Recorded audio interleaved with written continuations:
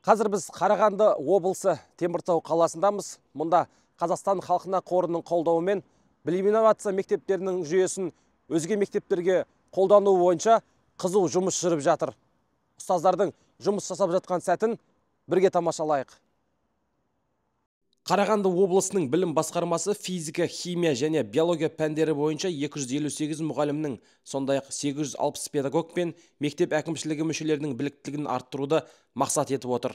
Педагогтар мектеп бағдарламасында құндылыққа бағытталған оқытуды енгізу курстарынан өтеді және курстан кейінгі тәлімгерлік қолдау алып, алған білімдерін тәжірибеде қолдануға мүмкіндік алады. Білім инновация мәселелерінің тәжірибесімен бөлісу деп аталады. Бірінші фаза бізде жазғы семинарлар, қазіргі демалыс кезіндегі мастер-класстар, шебер сыныптар болып отыр.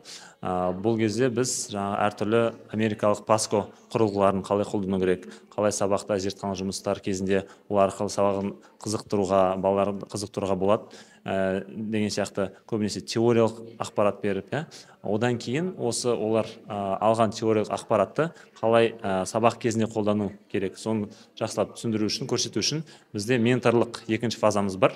Біз мұғалімдердің мектептеріне, сабақтарына қатысып, сабақ кезінде осы құрылғыларды қаншалықты жақсы қолданып отыр, соны қадағалаймыз. Сабақ біткесін жеке әрбір мұғаліммен біз талдау жасаймыз.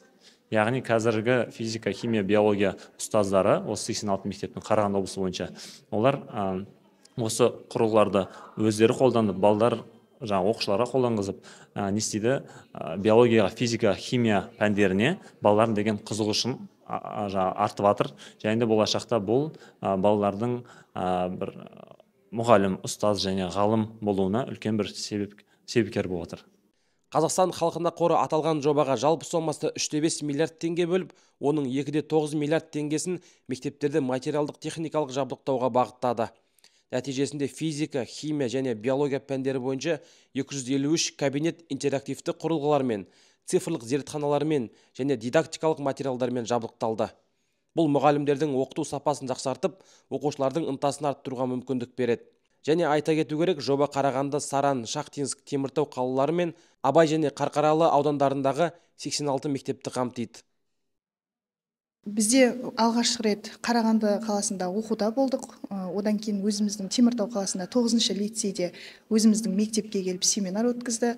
Сол семинарға қатынастым. Бүгінде 20-шы лицейде семинар өтіп жатыр. Ол семинарға да қатынасып отырмыз.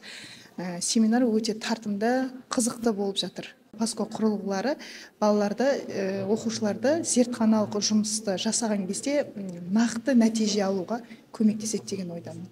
Енді бұрынғы кезбен салыстырғанда қазіргі кездегі есеп шығару жолдарының тиімді жолдарын көрсетіп жатыр да, мысалы, қалай тез тиімді пайдалану керек. Енді бұл келіп жатқан жаңа кабинет бізге енді оқушыларға өте тиімді болады деп ойлаймын. Өйткені бізде қазір жаңа лабораториялық жұмыстар, олармен қалай жұмыс жасау керек, қазір соны алдын ала бізге барлығын көрсетіп жатыр. Бүгінгі курстарда да біз сол алдағы 2-ші тоқсанда болатын лабораториялық жұмыстармен таныстырып жатырмыз. Енді ол лабораториялық жұмыстарды жасау үшін алдын ала біз өзіміз қолданып білуіміз керек. Содан кейін барып жаңағы білген тәжірибемізді оқушылармен бөлісуіміз керек. Жалпы мұндай тәжірибе Алматы облысында табысты жүзеге асқан. Онда жаңа әдіс-тәсілдер оқушылардың белсенділігін арттырып, оқыту сапасына оң әсер еткені байқалды. Енді бұл табысты тәжірибе Қарағанды облысында да қолданылып, педагогтардың кәсіби дағдыларын жетілдіріп, оқушылардың академиялық нәтижелерін жақсартуға бағытталған инновациялық орта қалыптастырмақ. Сапарғали Қанат, Мерей Кенжеғали, арнайы QR News үшін.